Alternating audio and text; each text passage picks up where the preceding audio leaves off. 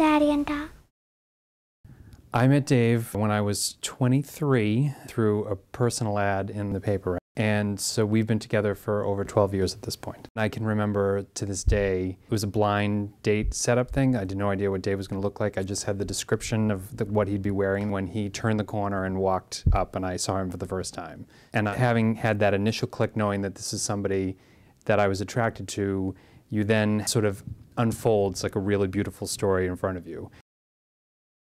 I had already been with my partner for 8 years when we got married, and we did it within the first week of marriage licenses being issued. And we did it just as a way of making sure we had the kinds of legal protections and stuff that you get from marriage. So we had a very small, it was just our immediate families came.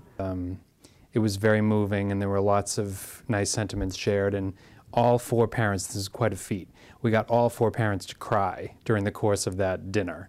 So that was quite an accomplishment, I think, as a testament to how deeply each feels about the other son.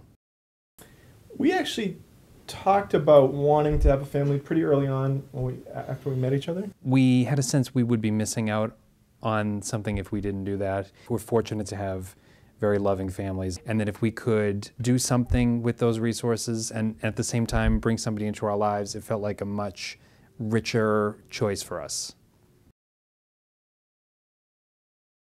Perry Sullivan. We adopted him in 2001. So before we were married, we were already both legally his parents. So Massachusetts back then still allowed unmarried couples to do what's called a co-parent adoption. There are only 2 times in my entire life when I have cried tears of joy. And one of those 2, I'll let you figure out what the first one was, but the other one was when we walked into that orphanage. We'd been parenting by photograph for 8 months at that point. There were a lot of obstacles, and it was really nerve-wracking about whether we would ever go. And so when we finally walked into that orphanage, there were lots of people buzzing around, as you can imagine, lots of families connecting for the first time, and so sort of doing one of these, you know, looking across all the cribs, where is he, where is he? And you know, this is one of the most important people in your entire life, and you've only ever seen about 7 photographs of him, so you have to figure out what he looks like now and where is he. And I can picture his nanny, and she held him up, and our lives have basically never been the same since. And he's in 1st grade this year, and he's doing really well. He's very outgoing and friendly, and sometimes Dave will use the term real boy. Like, he is, you know, your typical boy in terms of loving all the stuff that boys traditionally love, you know, sports and trucks and Transformers and all this stuff. He's great. I mean, you know, he's a handful sometimes, like any 7-year-old, I think. And he pushes and tests and that kind of stuff the way that kids do. He is really smart. He loves trying to make jokes. He makes the worst jokes in the world, these little punny things that are not at all funny, but he thinks he's funny, and so we laugh at him. He's very sweet. He writes nice little get well cards if you're sick. Every new phase is just really something else to be proud of. He's a really exceptional little guy. Because people did ask us this question before we adopted. Are you worried that you're going to be creating this difficult situation for him? Part of what we thought at the time, and I still think this, is that because we had to deal with being different growing up because we were gay, that we will be able to help him with the ways that he feels different. And that he would feel different no matter what. Even if he were adopted by a straight couple, he would still feel different in being adopted and in being Asian. And he has gotten a little bit of sort of questions from kids, you know, about his family already. He can handle it, an instinctual response. He came across this kid who yelled at him across the lawn one day, "Why do you have 2 dads?" And Perry didn't really want to entertain this, so he just yelled out the back door, "I just do," and then he slammed the door. So that's a valid response. And there was a kid in his class at his table who was somehow questioning, talking about parents or mothers, and I think Perry volunteered, "I don't have a mom." And this kid took him on and said, "Everybody has a mom." And Perry's answer was, "Would you like me to explain to you where I'm from?" Because, and in saying that, he's offering up, I have a different story. I do have a birth mother, but she's far away. It's a very sophisticated approach for a then 6-year-old to take. So he's a smart cookie.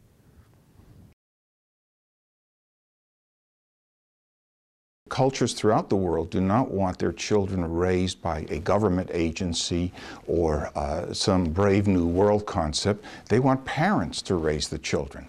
And it takes a mother and a father to create a child, and every child deserves to be raised by its mother and father. But the best entity, and the entity that we need to preserve and enhance and strengthen and help build up, is marriage between a man and a woman.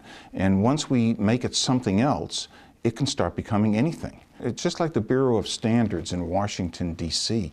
An inch is an inch is an inch. We can't have everyone defining an inch for their own value system.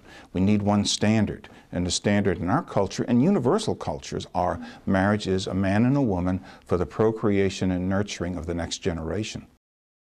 A lot of times people are making judgments without really having been exposed to a gay family.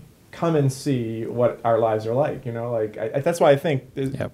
people that we encounter, I don't know what their opinions were before, but I think once they see us, they see that it's not something that's strange or threatening. Ultimately, unfortunately, prejudice will rear its ugly head, and some kid at some point in some grade, soon to come probably, will point the difference out to him and will probably make him feel bad for a little while. But he knows at the end of the day that he has people who love him and who reward him and punish him and are doing their best to raise him just like everybody else in his class. We are up at 3 a.m.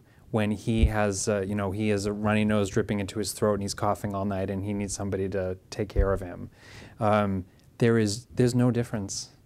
To say that there is no difference is maybe a personal opinion by a particular couple. In fact, preliminary evidence shows that children raised by same-sex couples are more inclined towards homosexuality. This experiment in same-sex couples raising children has only been going on for a nanosecond of time compared to the whole human experience. The data is extremely small and extremely limited in terms of trying to show what the results are of children being raised by same-sex couples. It's a little frustrating because that's the one sort of cudgel that the critics have, because it's really just now in the last 10 years or so that gay families have started to exist.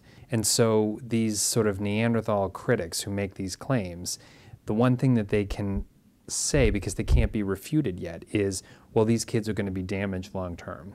And what can you say, because they're still small? I will challenge anybody, 15 years from now when Perry is an adult, to be able to tell me that he is anything less than an exceptional, wonderful member of society, and to be able to point him out from a group of, of other kids and say he was the one who was raised by the gay parents. It will not happen. It just won't.